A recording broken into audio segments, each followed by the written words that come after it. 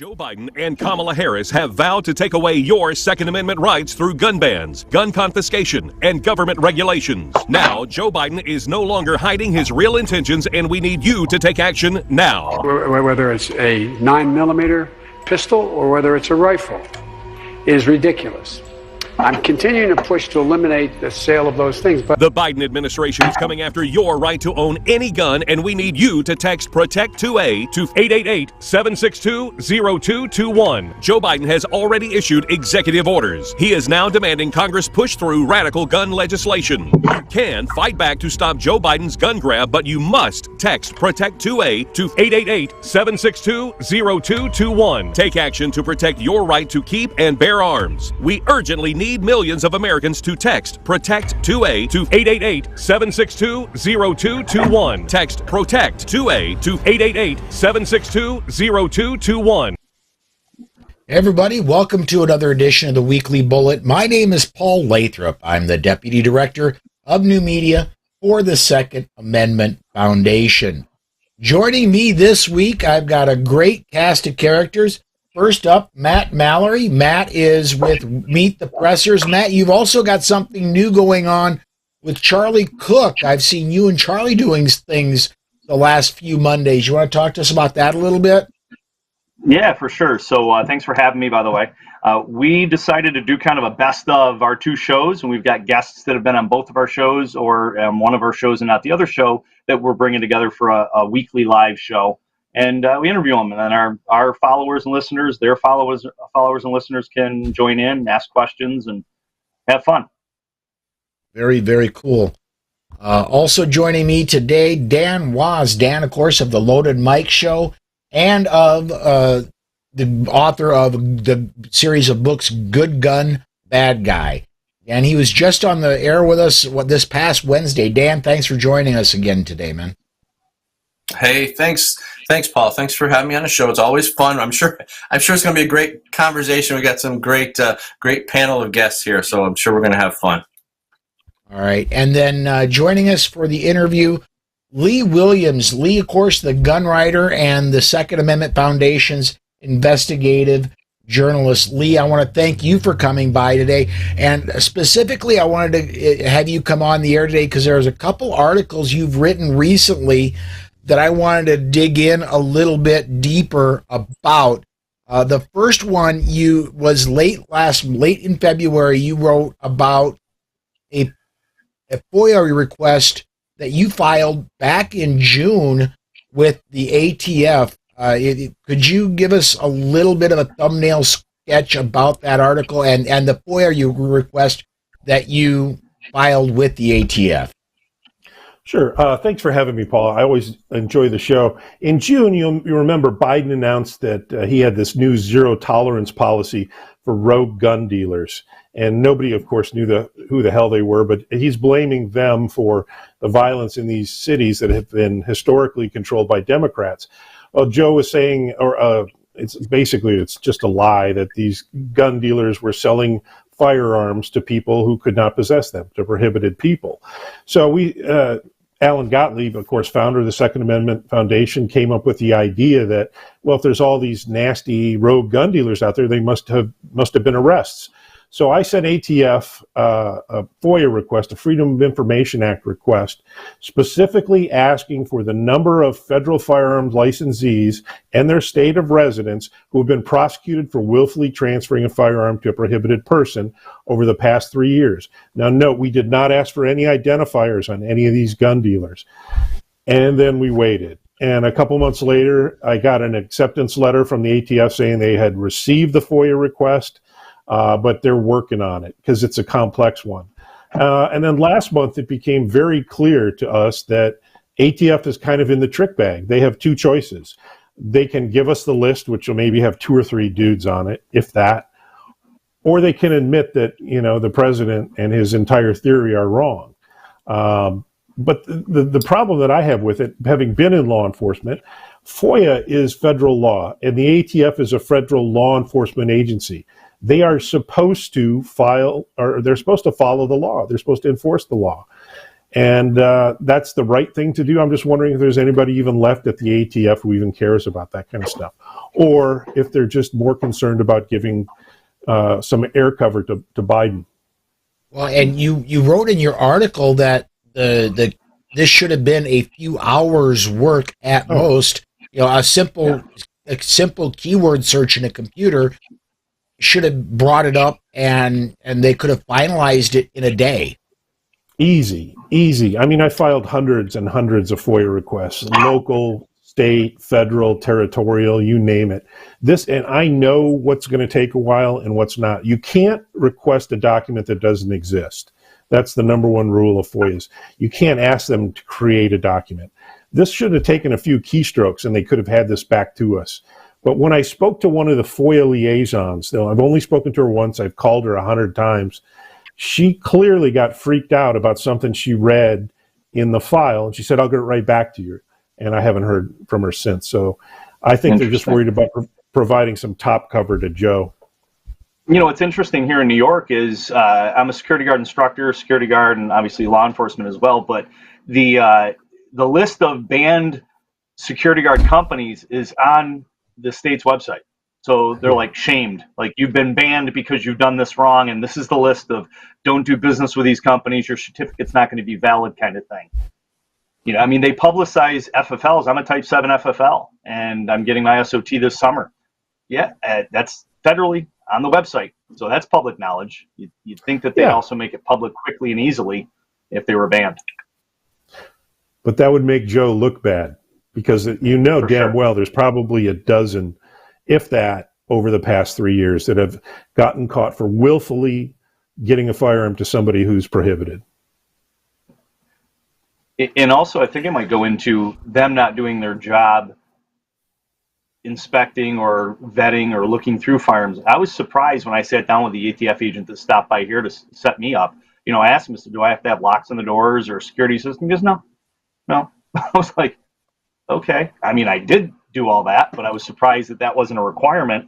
And then obviously 3 years later, not that I want to be inspected, but haven't been inspected yet. So I think that might go along with part of that as well. Now I will be, because I set it publicly up for the world to hear.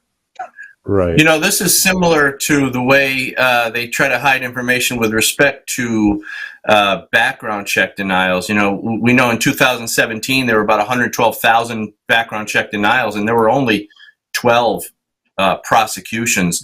Which meant that a lot of people were denied their firearm purchase without good reason. And then ever since 2017, when the Government Accountability Office released that information of the actual prosecution, they haven't released that information since, as far as I can find, because I still think that they haven't done much to fix the false positive failures that they have. So it seems like they're covering this up the same way they're covering that up. Well, I've publicly called for the ATF to be abolished. I think it is a corrupt organization. I mean, you have to look at their track record, starting with Ruby Ridge, Waco, Fast and Furious. I mean, it always gets back to they're so willing to be taken over by whichever administration is in power in D.C. They're so politicized. I mean, the fact that Biden wanted to put Chipman in charge shows he wanted to weaponize them. I've said this 1,000 times, nobody makes a better case for to abolish the ATF than the ATF itself. They have zero regard for the sanctity of human life, obviously. Mm-hmm. And they don't learn from their mistakes. They're more concerned as an organization about garnering good headlines than they are about doing their job. And besides, look at their duties, okay? Does anybody really give a shit whether somebody's selling untaxed cigarettes? Every one of their duties could be broken up and handled by other federal agencies very easily. Absolutely, it could. Let me get a comment. I think we need to have Go ahead, Matt. I was just going to say, I think we need to have a zero tolerance policy for rogue politicians. I think that's what we need. Yeah. Let me get this comment in here. Tactical Tightwad, love the name, by the way, on the YouTube side. Clearly, the ATF doesn't care about following the law. They care about advancing agendas. Look at their recent mass rejection of Form 1 suppressor applications. Yeah, and the Form 1, for those who aren't really in the know, Form 1 is the homemade suppressor. I'm going to design it. I'm going to build it myself. And this week, if you filed a Form 1, the ATF, basically everybody that filed one, they got rejected. Maybe they should have submitted a silencer Form 1 form. It's a corrupt organization. I mean, I think we're just scratching around the surface. Anything that goes deep in that organization is going to find nothing but corruption. Well, and so Lee, you've been in the industry a long time, Lee. You alluded to it in your article. Is there anything else that you can think of politically, anything else that we can do as a society, as us, the 2A community, to help battle this back? Because we've been talking about it for years. They need to be abolished. But is that possibly going to happen? Or do we need a complete reset? What are your thoughts? I would have said no a year ago, but look how successful we were on Chipman. Okay. I think if we took the same amount of energy and zeal, and I hate the words gun community because for a number of reasons, but if everybody who values their Second Amendment rights, their God-given right to self-defense, would rise up with the same amount of energy and fury that we had about Chipman to their elected officials, God knows what we could accomplish. I think it might be possible. I mean, we stopped Chipman. Yes. That little nasty little fella from taking over and weaponizing that agency even more. I think we could do we could do a hell of a lot of good work if we would put our minds to it.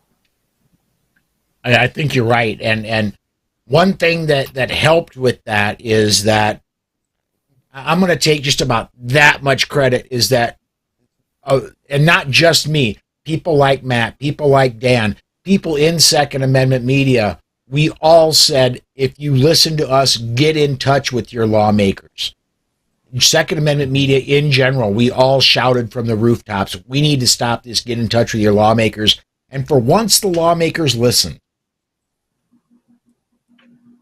Well, the fact that he was such a reprehensible turd didn't hurt either. And he did incredibly poorly in his meetings with the senators. For sure. But that political pressure, especially in an election year, I think is hugely valuable. And we've seen that with, Beto O'Rourke and all that, with, Boebert, how that whole thing transpired. So has there been any progress that you wrote the article in late February? We're now early March. It's been, a little bit since you've wrote the article. Any progress since the article's come out? No, I'm still on the ATF's pay no mind list. So I think this is going to end up in a lawsuit. We're going to have to sue them and force them to do their job, which is disgusting when you think that they are a federal law enforcement agency tasked with enforcing the law. That's unfortunate. The good thing is the SAF knows a few good Second Amendment attorneys. Yeah, there's one or two running around. One other story I want to cover briefly, and I've already used up almost all the time I told you I'd use up for you today, but I want to cover this as well. Ukraine has been all over the news, and it's been a large part of the talk around the Second Amendment community. And one of the things that's come up a lot this week around Second Amendment talk is the struggle in Ukraine and the invasion that has happened there. And one thing you wrote about is no, we really cannot, individual citizens of the United States cannot donate firearms or ammunition to Ukrainians. I did see a story here late in the week where Richard Childress of NASCAR fame said he's going to donate 1 million rounds, but he's involved in an ammunition company. That may be a different thing for him. Yeah, you've got Ammo Inc. and now today Federal announced they're going to send 1 million rounds too. Federal ammunition. Wow. That'll probably take them an hour to produce. Basically, the stumbling block is ITAR. It's this federal law. Anything that can be exported has to be approved by state or DOD. So, we can't as individuals, because we don't have the ability to get an elected official to fix, to bless, to make it happen with state or DOD. But I think that might you might see something coming in the near future, because all of us have more than a few firearms in the safe that I know I do. I have a few I could live without. That it'd be nice to have them put some use to it and kill a few commies. But I would think that we could break through some of this log jam. It's a self-inflicted log jam. But again, state or DOD has to bless a shipment going out, being exported, especially if it's weapons or ammunition. The problem is anybody who has ITAR or has export certificates, if they're caught doing it, they would lose without permission, they would lose their whatever export licenses they have, as would the shippers. So yeah, I hope we can do it soon. Well, Amen. They did. I mean, they did approve and bless Fast and Furious, so I don't see why this would be an issue, right? Yeah, exactly. I mean, there is precedent. During World War II, we sent firearms to England. Okay, that was way before ITAR or foolishness. But and I found a friend helped me find a nice thing that ran in American Rifleman magazine, a little notice about that. So I hope. I mean, I have some things I'd definitely let them put to good use. Yes, and there are in the Lathrop collection, I can think of two things I would be willing to ship to someplace east for it to be used, but they will stay here for now, and unfortunately, that's where they're going to have to stay. But and I want to kind of echo what Matt said in that would be one way we could worldwide, if we could just get arms, and let's face it, folks, we're not talking. I don't have an A-10 Warthog. I don't have an F-35 Lightning II. I don't have serious weapons of war. I've got a semi-automatic rifle. I've got something an individual can use to help stop individual soldiers. But if enough people get a hold of those individual weapons, there aren't going to be many armies that march across borders. I mean, you want to stop wars, you arm individuals. That's how you stop wars. Bingo. Well, what's interesting about the whole Ukraine thing is that the anti-gun crowd here in America was initially on board to supply Ukrainian citizens with guns and ammo. Now, all of a sudden, when they realize that, oops, that supports the empowerment of citizens, they're changing their narrative a little bit, and now it's not so good because they realize what they're ultimately doing is supporting our Second Amendment when they do things like that. And so the conflict, their ideological conflicts are fun to watch because they always say something that conflicts something else that they claim to believe in. It's hysterical. Oh, clearly. I mean, secure the border, of course, over there, give fully automatic true assault weapons to the citizens. Oh, sure, over there is fine. I will never tolerate another politician telling me that I don't need what I have in my safe. Mm-hmm. Exactly. Amen. Because I want to point out to them that while Russia is far closer to Ukraine, I mean, they are, the border touches. Well, technically, you know what? Alaska is 50 miles of water away from Russia as well. So, and we bought Alaska from Russia. So, yeah, there we go. Anyway, Lee, I've already gone over the time I told you I would take. I want to thank you for taking time out of your Saturday to be with us, man. My pleasure. Have a good show, fellas. All right. Awesome seeing you. Take care, Lee. Thanks. All right, we're going to go ahead and I'm going to hit this button and we're going to go ahead and go on with the rest of the show. What I want to do this time from here, guys, and by the way, folks, you've seen some comments that come up. If you want to be a part of the show and you're watching on either YouTube or Facebook Live, go ahead and comment. We'll get your comments up, and we'll talk about them as we go on. Dan and Matt, what I want to do to start with, normally this is a week in the review type thing.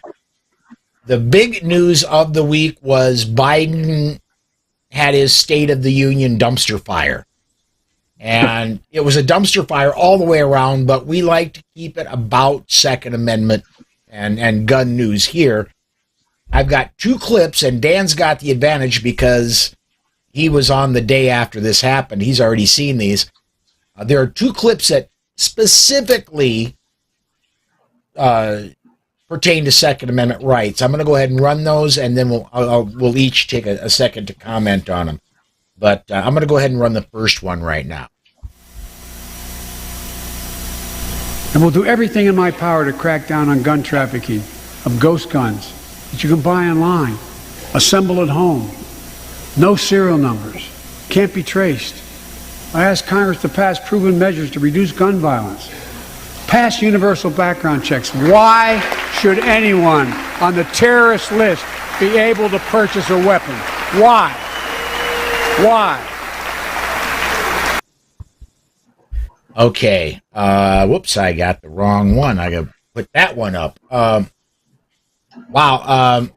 I guess, Matt, I'm going to put you on the hot seat there. Ghost Guns Terrorist Watch List.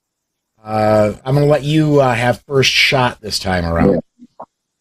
I should have brought some alcohol to drink if I knew we were going to watch the State of the Union dress. Yeah, Ghost Guns. What this is ridiculous. I actually talked. The local DA had said something about ghost guns, and there was all this hoopla about ghost guns being in people's hands. I actually reached out to a lot of my law enforcement friends here in this county and asked them how many ghost guns they got off the street. And you should have seen the funny responses and comments to that term that's used. It's like AR, right? It's not assault weapon. It's not automatic rifle. It's not or assault rifle. It's not American rifle.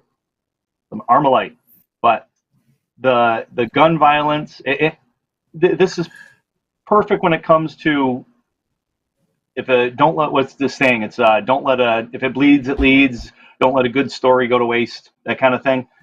It's all on emotion. And I think they really need to look at the emotion of the people that are getting hurt or having to wait in New York State, having to wait all this time to get a pistol license. I mean, we're looking at a year to a year and a half before somebody who applies for a pistol license can even get a pistol license. Rifle, shotgun, yeah, still got to do the background check. Now we got to do, in my gun store, I've never had a bad guy come in and say, hey, I'm a felon and I don't think I can have a gun, but, can you run it anyways just to see if I can get one? Because I really need to, stop this drug dealer that keeps coming over my house trying to steal my drugs. Putting these laws in place is not helping protect innocent people. I had a meeting with a politician, 7-round magazine, 7 rounds in the magazine is what the law is in New York State because of the SAFE Act. And I met with State Assemblyman Sam Roberts back in 2013 after the SAFE Act passed. And I asked him, I said, so where'd you come up with a 7 number? It's been 10-round magazine for a while, even before the SAFE Act of 2013.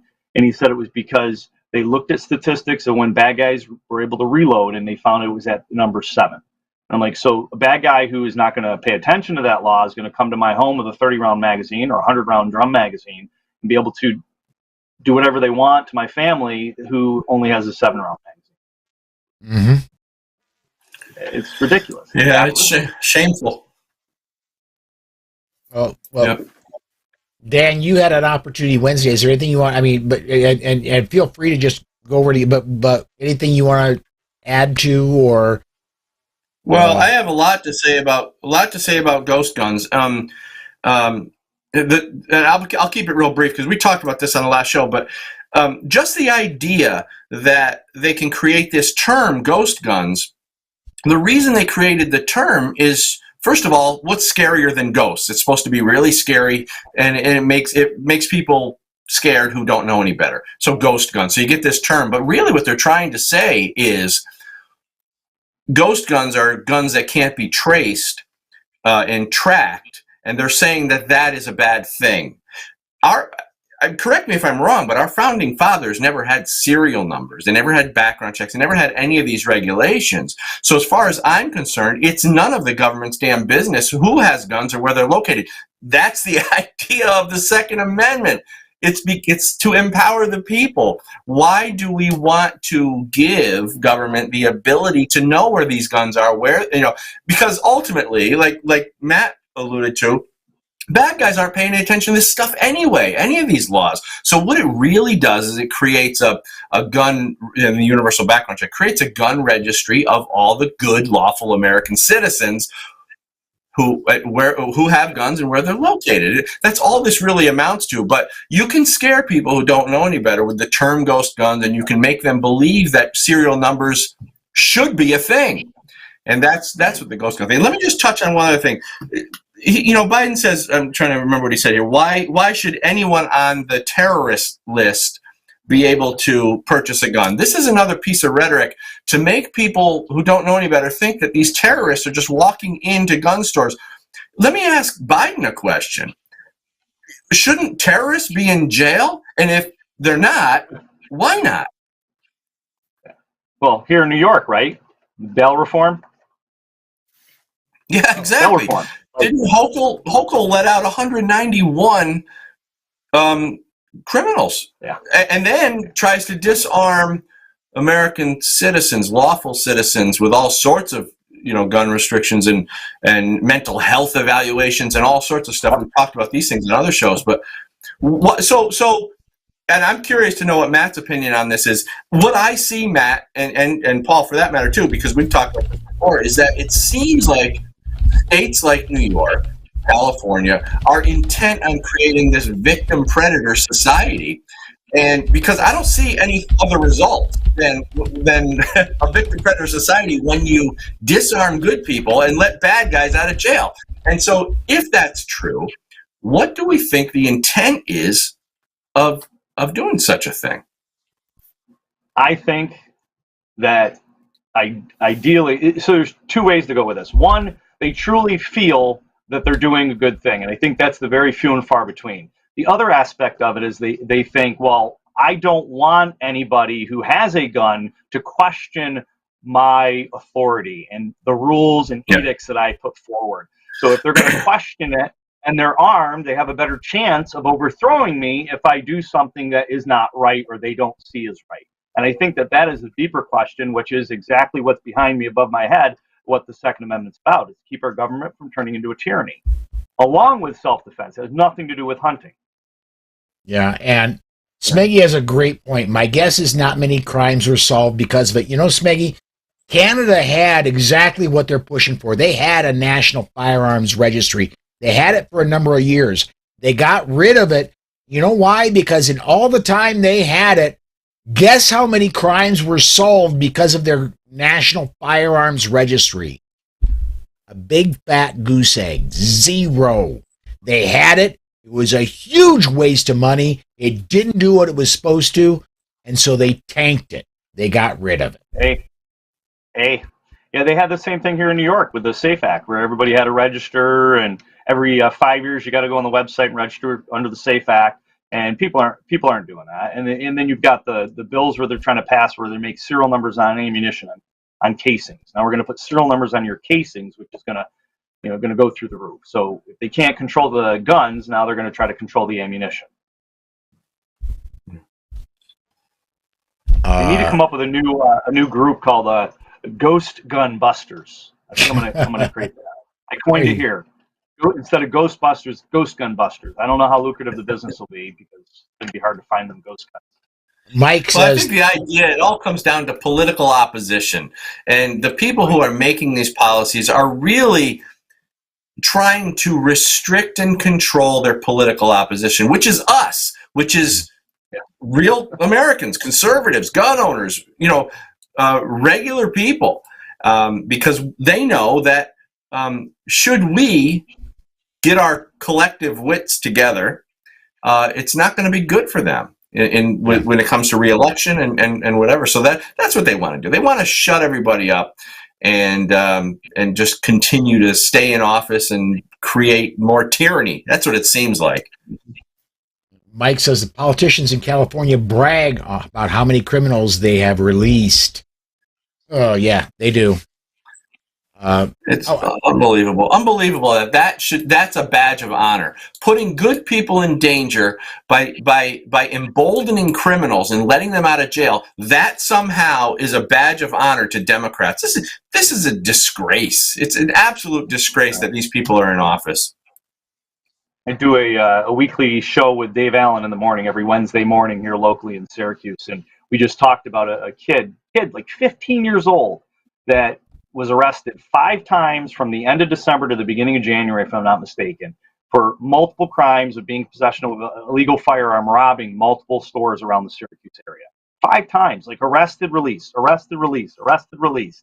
It's lunacy. It's crazy. I had did an advanced pistol course. I had a Jeff Gonzalez come out a couple years ago, and we did that. One of the Syracuse police officers was in the class, and he said they arrested somebody 4 times. I think he said it was the night before he came to the class, or maybe the day before. 4 times in one night they arrested the same person over and over, multiple times. In the same night? Well, you know what in the same night. Oh, wow. The same night. The same night, wow. Yeah. You know what I think with these attempts to create this kind of victim mentality or this victim predator society, I think what the intent, at least what it seems to be, is that they want good people to cower in their homes and be afraid because they can't defend themselves. And you got bad guys running loose in the cities. What are good people supposed to do except stay home, do what they're told, follow the rules, obey the laws, and look to the government for protection? It's, it just seems like that's what the intent is. And I hope I'm wrong. Like Lee, Matt, you said, it could be because they actually believe, and maybe some of them, but I don't know. I think their intentions are I think their intentions are more, deceitful and well, evil, frankly. Like you're a parent and you want to keep your kids in line. You have a paddle. Well, you don't want them to know where the paddle is, because if they know where the paddle is, they're going to go take the paddle and throw it in the yard, or hide it, or cut it up in a bandsaw like I did when I was a kid.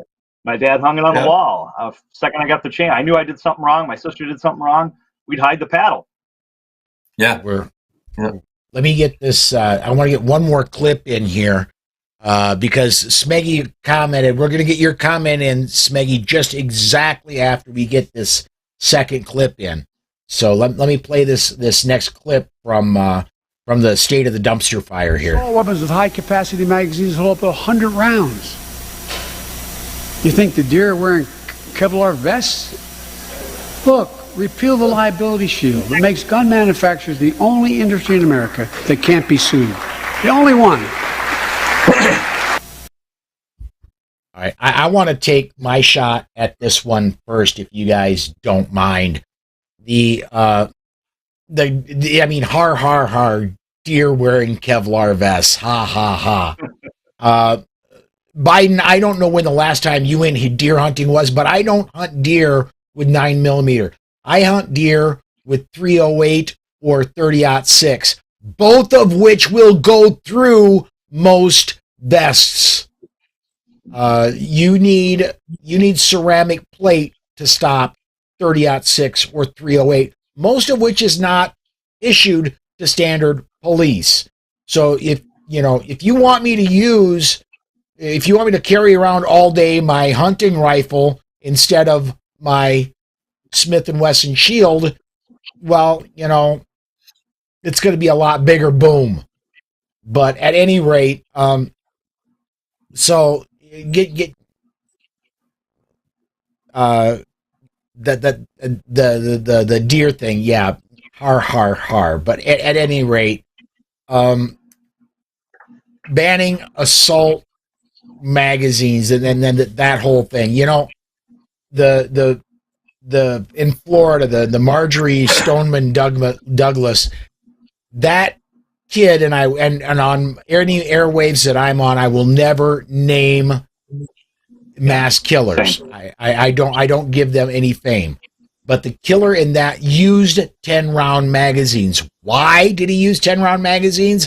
Because they were easier to conceal in bulk than 30-rounders. He already went for your 10-round magazine limit. And so what you're fighting for is useless. Right. Right, drug him up, let him out of the insane asylum, right? Yeah. And what's interesting? Magazine. Standard capacity. Damn it. Standard. You know what I found really interesting about that statement about the whole deer hunting thing is that, you know, we find ourselves talking about what we use to go hunting and how it's not that, you know, it's not that type of gun that he's talking about. But I think that the reason he said that is more of a propaganda piece to further indoctrinate the anti-gun folks into believing that the only reason you should have a gun is hunting. In other words, you don't need that gun for hunting. It implies that the only reason you should have a gun is for hunting. And so what it does is it takes that mindset of the people who don't know any better, and it conditions them to believe that, well, we can have guns for hunting, but nothing else. And the whole idea, the whole way that statement guides you to that thought process is the problem. And that's the way they indoctrinate people, by avoiding the fact that it's nothing about hunting. See, we're talking about hunting and all this stuff, but the Second Amendment has nothing to do with hunting. Yet they want people to think that it's all about hunting and only about hunting, so they can restrict everything else. I created a shirt that says Second Amendment, bear, not about hunting. That's one of the first shirts I came up with, because I get so sick of politicians or people thinking it's about hunting, and it's not. It's the self-defense and protection against the government from turning into a tyranny, and that's what we got to get across to people. I think we're having that happen more often now because of the COVID and the riots and whatnot, and now Ukraine. I've had a huge influx of people signing up for the handgun safety course here that I teach weekly in upstate New York. So it's you guys both hunt. Do you hunt, Dan? No, I did when I was a kid with my dad. I don't hunt so much anymore. No. So when you were a kid, did you? I mean, any of the deer shooting back at you ever? Did you ever have that problem? Yeah. Any of them on drugs that you know any like drugs that? Right. Yeah. I mean, hunting a four-legged animal and having a two-legged animal hunt you is a totally different thing, and they're focusing in the wrong direction. So, New York a bill to ban. Go ahead. Sorry. No. You go. Go ahead. I was just saying, New York's got a bill to ban ballistics vest and 50 BMG. Ballistics vests. And here in upstate, we had two cop cars that got broken into. They stole ballistics vests out of the car. They didn't buy them legally. Just stole them. So that's like Why wouldn't our government want us to be able to protect ourselves with vests? It doesn't make any sense to me at all. Unless the only thing I can think of is they want to be able to make sure that police can make lethal shots. Well, assuming that police are accurate when they shoot. And I don't mean to be offensive. No, not at all. I teach law enforcement. I do the annual in-service training. Like I said, I've got an academy. I'm going to be running these recruits through an academy coming up in June for firearms. I get it. I mean, law enforcement aren't the best shots, and a lot of that's because they're required to qualify once or twice a year. Most departments, SOP, once or twice a year, and that's it. And they don't give them extra ammo or extra, with ammo prices, right? Extra ammo or extra time or paid time to go to the range or to go take classes. Where I mentioned to you the Syracuse officer, also a Onondaga County sheriff, both took that class with Jeff Gonzalez. 3 years ago, I had Larry Vickers out here. I hosted Larry Vickers. And we had officers in that class. They all were on their own time and their own dime and their own ammo. Maybe some of them got some ammo, but other than that, everything was out of pocket. And now we're talking defund the police? No, we need to fund the police more and give them more money for training, give them more better equipment. It's backwards, totally backwards. Like we're living in a freaking Twilight Zone. I've talked to a lot of police and a lot of police trainers, and quite often I've heard, police are just like everybody else. About a third of them are kind of into guns. About a third of them are indifferent, and about a third of them won't touch them until they have to. And And so, some of them train a lot and are really good at what they do. Some of them train when they've got to and are okay. And some of them really suck and do just barely enough to get by. Well, it's like that old adage, what's on your duty belt? And we've got tasers, we've got batons, we've got pepper spray, holy resin capsicum. And the major majority of the officers I talk to, they've never pulled their baton out, or if they have, it's very, very, very few. But they carry it because they're told to, they're required to under SOP, but they don't use it unless they have to annually qualify with it or use it in training on an annual basis. It's a lot like firearm, right? If they don't never pull the firearm other than to qualify, right? I mean, it's on my hip. It's a tool. Hopefully I never have to use it. But what if I have to use it? That's my bigger concern. Yep. All right, we've got, I want to get some good news in here, guys, because we've got this Biden dumpster fire I want to get some good news in every week. And we've got some good news to talk about. Ohio. Constitutional carry is out of the legislature. It passed. It goes to Governor DeWine now. And the good news there is Ohio Governor DeWine is in a primary fight. There's two people that have a chance to defeat him in the primary. There are two people that have signed up to run against him. If he vetoes constitutional carry, he's gonna lose in the primary. So I've heard from multiple sources he's very likely to sign it. Ohio is going to get constitutional carry. They're going to be number 22 or 23. I think they're going to be number 22 in the nation. Yeah, I think it's 22, and then there's Georgia and Alabama, which are also on deck. So that will be 24. And like I said, Paul, the last time we talked, we are at the tipping point right now. And this is a pretty exciting time for constitutional carry. Well, and one other state, and this one I would have never ever, and a listener, a viewer brought this to my attention. I never ever would have thought of it. But believe it or not, Maryland has a constitutional carry bill going through the legislature. I think it was Thursday, I had a comment come through that Maryland has a bill going through their legislature. Now, will Maryland's governor sign that? I don't think so. But constitutional carry is going through in places that I never thought it would. Yeah. It's a wave, right? Yeah. What are your guys' thoughts on a federal constitutional carry, on something on the federal level? I've got my own thoughts on it, but I wanted to think what you guys thought. If we ever get the presidency back and we got both chambers of House and Congress, do you think that might be something that the next president might push for and get? Are we talking about like a state-to-state reciprocity? Or like a national elimination? More of a reciprocity. Yeah, like a light driver's license accepted across state borders, more so. I guess. I mean, I like more likely thing that would happen.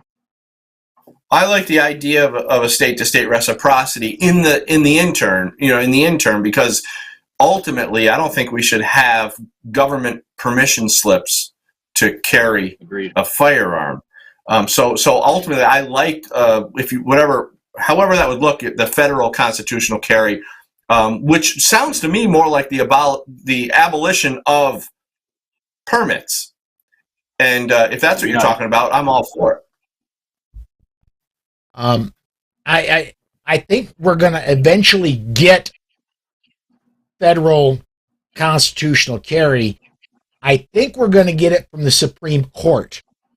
And I think what we're going to get is something along the lines of, yes, the 14th Amendment applies to if you have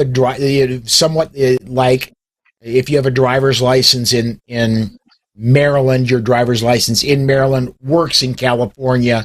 Well, if you have a concealed carry permit in Georgia, that concealed carry permit in Georgia works in Hawaii. I think we're going to get it, but I don't think we're going to get it through Congress. I think it's eventually going to come through the Supreme Court. Makes sense. So is that getting rid of? That's not necessarily what you're talking about, Paul. Is not necessarily getting rid of permits. It's more making sure that every state's permit has reciprocity. Yes. What Matt was talking about, I think, is some sort of federal umbrella law, maybe that would kind of eliminate permits altogether. Is that what we're talking about? That would be ideal. More so, if anything went forward, I think it might be something to the effect of you do a background check, and then that at minimum get a background check, and if your background check passes, then you're able to have it legally. But I mean, isn't that just? I mean, that's kind of the honor system, anyways. That's what it should be. Like, I can speak freely until I don't speak freely, and now you put me, you fine me for screaming fire in a crowded room or something. Well, that's the point I always try to make. It's like, if we're so worried about these murderers getting, buying a gun at the gun shop, shouldn't the murderer already be in jail? I mean, because if you're walking around in society, the assumption is that you haven't killed anybody, right?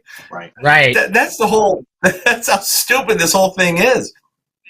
As you say that, I'm thinking due process, right? And isn't that what they push the whole bail reform in New York State is? It's due process. We've got these people that are, they're charged with a crime, but they haven't been found guilty yet, and they're sitting behind bars, and they shouldn't be sitting behind bars because the judicial system's taking way too long to prosecute them. So that's not due process. So we need to let them out. That's the catch and release, right? Unless it's like the 7 or whatever very heinous crimes, then we'll detain them. Other than that, we need to give them an appearance ticket, an ROR, release them your own recognizance.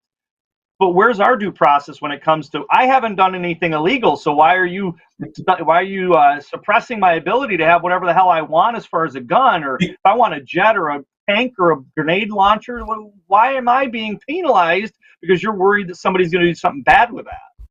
Or are you just because it goes back rising up? Right, because that's it. It goes back to the assumption, the fact really that it's really us that they're trying to restrict. All the rest of this stuff is kind of smokescreen, because we see the gun laws and we see who they affect, and we see the people who don't pay any attention to them. So, and they see that too. They know the results of their gun laws, and it's really to affect us. That's the goal. It's to affect the lawful American citizen from rising up against a tyrannical government. Absolutely. And then you put the red flag and ERPO in effect, and that's just another way for them to try to use that. God forbid you say something they don't agree with. Now they use ERPO to come and get your gun. Yeah, and that ties in, the red flag laws tie right in with the universal background checks, because in order to go get the guns under red flag laws, you need to know where they are. And this is where universal background checks come in with the gun registry. I mean, those two things work together. And I don't know that everybody recognizes that, but that's why you see them pushing red flag laws and universal background checks. They need those two in tandem in order to accomplish what they want to accomplish. Yeah, absolutely. So that being said, what are your guys' thoughts? Because I'm trying to think in my head, like, if we had some sort of term limits, do you think that would stop their momentum to be able to do stuff like this and continuing, making this juggernaut get bigger and bigger and more powerful? What are your guys' thoughts on term limits? That's kind of one of the ways I'm thinking that might slow that reach of overpower, if you will. Go ahead, Paul. Term limits? I got distracted by comments. Repeat that one more time, bud. So term limits. My thought was, if we have term limits and we keep these politicians who keep making this juggernaut bigger and bigger and bigger, adding more laws against good legal citizens that just want to be left alone, do you think term limits might actually slow that train down and maybe get some fresh new people in there and give us a better chance of not having having these politicians get so powerful and be able to do what they want and worry about us overthrowing them if you will. I don't know if term limits are. Here's what I would like to, because I personally know some politicians that are indeed very, very good people and do an awesome job. They're local people. Yeah. I brought this up yesterday on the Daily Bullet, and I would love to see this. We had a problem a while back where there were a lot of accusations of police brutality, and one thing that happened is a lot of departments are saying, look, if you're a police officer, you will wear a body cam when you're out amongst the public. And all of a sudden, you know what happened? The police brutality accusations dropped like a rock. And when there were brutality allegations, they were pretty much proven false. What I want when a politician is on the clock and working for the people, I want the politicians to have to wear body cams. If we're paying you and you're on the clock working for us, I want you to have to be. I want you to have to provide video of what you're doing to us. Interesting. That will help. That will. I would agree. I would keep them honest, at least. No closed door meetings, no behind the scenes deals, no incorporating one bill in with another bill so that you can get it passed through. I think, I like that. Maybe I'll change my views on term limits to something like body cams on. And even better, since they're so good on embedding chips and stuff in people and whatnot, why don't we embed the body cam in their asses? There you go. Clearly their ass. Yeah, and be on a permanent Zoom meeting on their cell phone or something. I mean, and let's face it, the politicians have to have private lives, but if they're on the clock, I want to be over their shoulder. Yeah, well, we should be. I mean, there should be some level of transparency, and we see right now there is none. I mean, you can't hold them accountable for anything, it seems. And and then the other problem with term limits is you have to get them to vote for term limits, right? If there's going to be a bill presented, the people who are going to lose their job have to vote that way. I don't know how we'd ever get them. Even the good guys wouldn't want to vote themselves out of a job. It's a tough one. That's a tough question. I don't know. And honestly, you're right. You're right about the term limits, but I honestly believe we could get something close to a not a body cam, but we could get more supervision of elected officials, because they're going to all say, well, I'm clean, so I'm going to vote for this. We could get more supervision, more easily than we could term limits. Stiffer penalties too if they try to do any kind of meeting without it being recorded. It's like off with their head or something if they record something. Right. Well, we're coming up. Okay, Joe. We're coming up on the hour we got, guys, but I want to get to a couple stories, and we're going to kind of have to rifle through these fairly quickly. Cool. I want to talk about Minnesota. 2 years in a row now, record-setting issuances of carry permits. Good on you, Minnesota. Keep it up. I'd love to see 3, 4, and 5 set years 3, 4, and 5 again set records for record numbers of carry permits issued. That's good news out of Minnesota. And see, and I thought I had and this is off the top of my head. I don't have it in show notes, but South Dakota has had 2 bills that have passed that have gone to Governor Noem's desk, and they will be signed. One that makes a change to the Castle Doctrine law. Up until when this bill gets signed, before that, it was always you had to prove that you were that if you were in a defensive shooting, you had to prove that you were in a place where you were legally allowed to be, and that you were not the aggressor. Now it's up to the state to prove that you were not in a place you were legally allowed to be and that you were the aggressor. Now it's up to the state to prove that you were not, that you were violating Castle Doctrine, and then it's assumed that Castle Doctrine applies. Second one that is on Governor Noem's desk is all South Dakota permits going forward after this is signed into law, and so July 1st, all South Dakota permits, zero cost. You've got such a great governor, Paul. And, you know, Matt and I have this commie who was never even elected. Nobody, right? Zero people voted for her.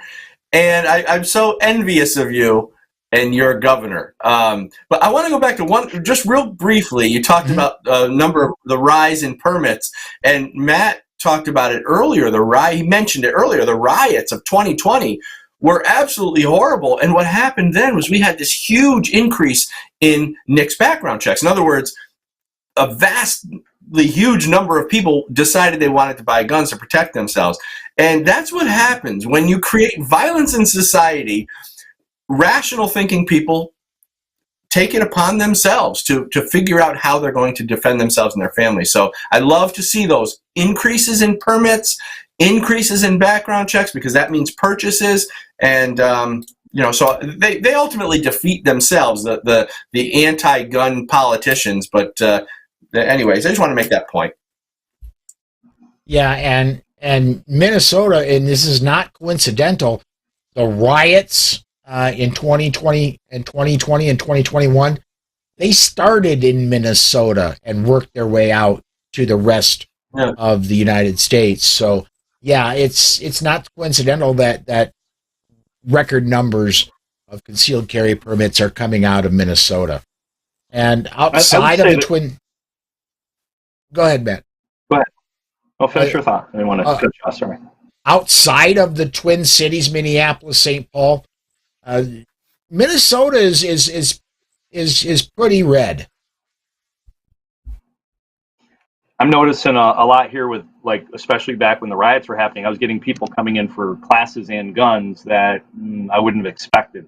But I think that, to me at least, that looks like a positive light at the end of the tunnel, if you will, where maybe we will start seeing that shift, that change, that, you know, that direction of people who maybe were anti-gun before might be a little bit more like, oh, wow, the Second Amendment is for everybody. That's what I'm hoping. Yeah. Well, and again, top of my head, I want to say this is a few weeks to a month old, but there were numbers out of USCCA, not USCCA, but I'm sorry, the same people that put on SHOT Show. My brain is starting to have a meltdown.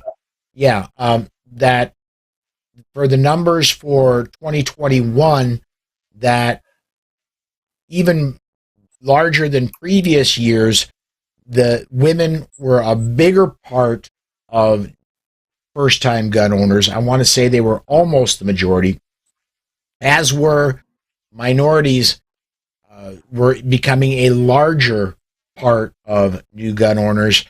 And what was even more heartening is that a majority of brand new gun owners, when they were buying their firearms, were seeking training as they were buying those firearms. So welcome to the new gun owners, and I'm glad to see the majority of you are seeking training. Don't ever stop doing that. Exactly. Yeah. All right, guys, we've got just a couple minutes left. I'm going to do the reverse order. Dan, I'm going to start with you this time. If you would, tell everybody about Loaded Mic Radio and your book series, if you would, please. Okay, and great talking to you guys. You can find me at loadedmic.com. Loaded Mic is a web show that we do. It's heavy in Second Amendment, but we also get into topics of the day, politics of the day. A lot of fun. We have a blast on the show. Loadedmic.com. And then my book series, Good Gun, Bad Guy, which you can see to my left or my right. I don't know. With the way Paul's got this mirrored, I can't, I can't tell which side it's on. But the books that are over my shoulder are called Good Gun, Bad Guy. It's a Good Gun, Bad Guy book series, and I talk about the anti-gun mindset and how we're going to either help them or defeat them. GoodGunBadGuy.com and LoadedMic.com. Very cool. Matt, if you would tell everybody about Meet the Pressers and the other media stuff you got going on, man. Oh, goodness. Meetthepressers.com. That's the best way to find out everything I've got going on. And from there, you can link to Clint's training company out of Pennsylvania, which is Trigger Pressers Union, and my training company out of New York, which we both travel all over the country. And my training companies, PSNet or publicsafetyandeducation.com. But meetthepressers.com and Meet the Pressers on all the social media is how you can find me and all my shenanigans and things that I've got going on with the farm and the rental and my FFL and the training, homeschooling, and all that stuff. So. All right. Very, very cool. I'm getting one more thing here set up, and I want to tell everybody, as far as myself, that I would want to invite you to come join me next weekend at noon Central Time when we do another daily or another weekly bullet. Next week, we're going to have Alex Uli, Charlie Cook, and Rob Beckman on the panel for the weekend. And come join me Monday through Friday next week for the Daily Bullet. And one special request, if you would come join me Monday evening for the Polite Society podcast, Mary Forges. You've probably seen the DC Project video where Mary and a young lady named Letitia talk about their personal stories, why they associate with the DC Project. Mary talks about a drug-crazed criminal breaking in to her home, holding her down and beating her, and she was able to fight to get to her gun. And when she got to her gun, pointed at the guy, and the beating stopped there. And one of the most powerful videos I've seen. And she says in that video, if there would have been safe storage laws, she probably would have lost her life, as would have her daughter. Mary Forges is joining us Monday night on the Polite Society podcast. Come join us right where you're watching us right now, 6 p.m. Central Time, Monday night. That's going to do it for us here on the Weekly Bullet. Thank you, everybody, for watching. Come join us Monday through Friday for the Daily Bullet. And